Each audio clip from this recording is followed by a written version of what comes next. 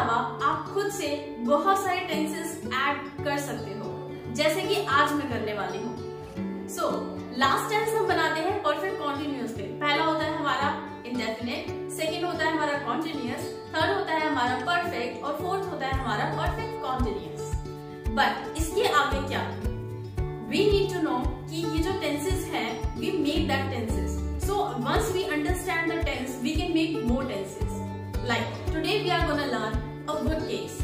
What happens when we use would? There are a lot of uses of would when we be very confused where to use would, where to use would be, where to use would have. So हमें बहुत confusion होती है कि would कहाँ use करना है, would have कहाँ use करना है, would be कहाँ use करना है. So we are very confused with these concepts. तो आज मैं आपको बताने वाली हूँ कि would के कितने cases होते हैं और इसे किस तरीके से use किया जाता है। Alright, so would, जब हम सिंगल वुड की बात करते हैं, पहली बात तो ये पोलाइटनेस के लिए यूज होता है, लेकिन अगर हम इसे एज अ टेंस के अकॉर्डिंग लेकर के चले तो वुड को भी हम चार पार्ट्स में बनाते हैं। पहला है वुड का इंडेफिनिट, सेकेंड है वुड का कॉन्टिन्यूअस, थर्ड है वुड का परफेक्ट और फोर्थ है वुड का परफेक्ट कॉन्टिन्यूअस। तो ये बनेंगे कैसे? सबसे पहले बनेगा वुड इंडेफिनिट। इसे हम कहते हैं कि मान लो मैंने कहा मैं जाता, ओके, अब मैंने जब ये कहा मैं जाता और मैंने कहा मैं जाता हूँ, दोनों में फर्क है। मैंने कहा मैं जाता हूँ, ये मेरी एक हैबिट है, या हो सकता है मैं रोज करती हूँ, हो सकता है मैं यूजुअली ऐसा करती हूँ, तो मैं यहाँ कहूँगी आई गो।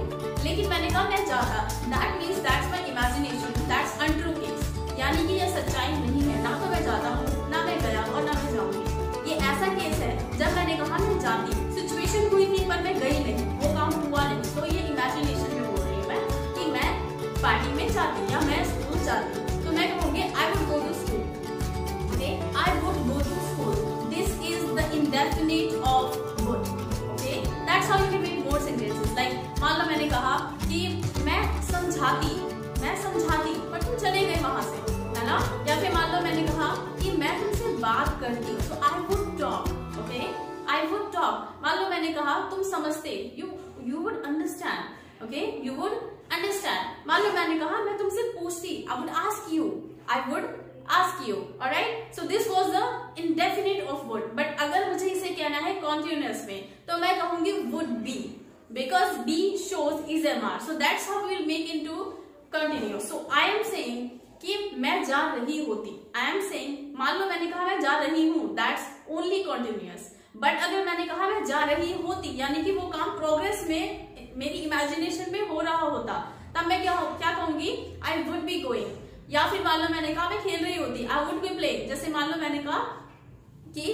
अगर आज मैं गांव में होती ना, तो मैं बहुत अच्छी लाइफ जी रही होती, तो मैं वहां पे क्या कहूंगी, आई would B living a good life. और लाइक मान लो मैंने कहा कि इस टाइम तो मैं सो रही होती, so I would be sleeping at this time, okay, I would be sleeping at this time. तो यहाँ पे आपको किस चीज का ध्यान रखना है कि बी के बाद आपको फोर्थ फॉर्म का यूज करना है, and fourth form of verb always shows the continuity, alright, finish here. And if I want to say कि मैं बोल चुकी होती, तो ये है हमारा परफेक्ट वुड, यानी वुड का परफेक्ट है ये।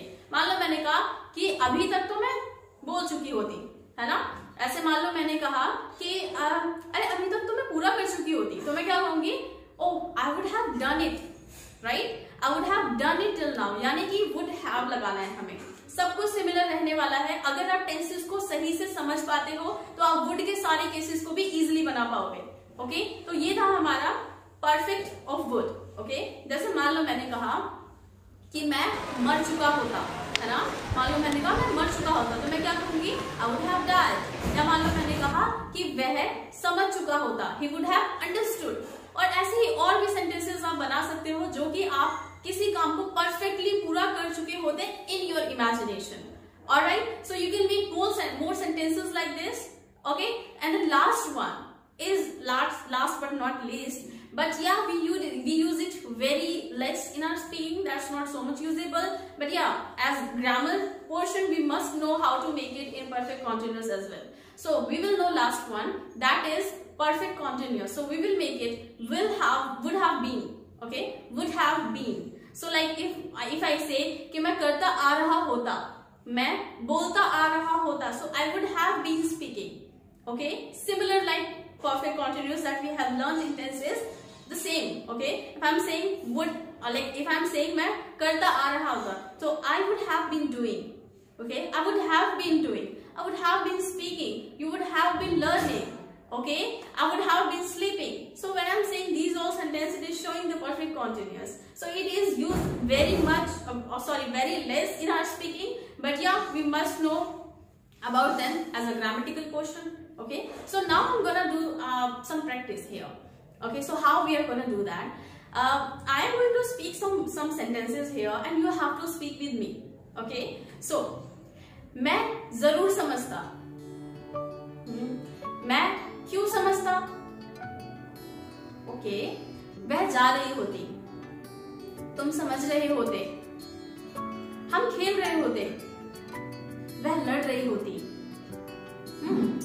तुम जा चुके होते, हम पार्टी कर चुके होते, वह होमवर्क पूरा कर चुके होते, क्या तुम समझ चुके होते, क्या तुम खाना खा चुके होते?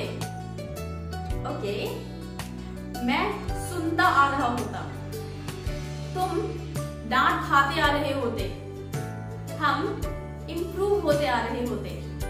Alright, so ये काफी कम sentences है, but yes, if you make these all and if you are able to make it correctly, it means that you have clarity in all of the cases. Alright, so if you like the video, just give it a thumbs up and subscribe our channel if you have come new on I Can Learn. Thank you so much.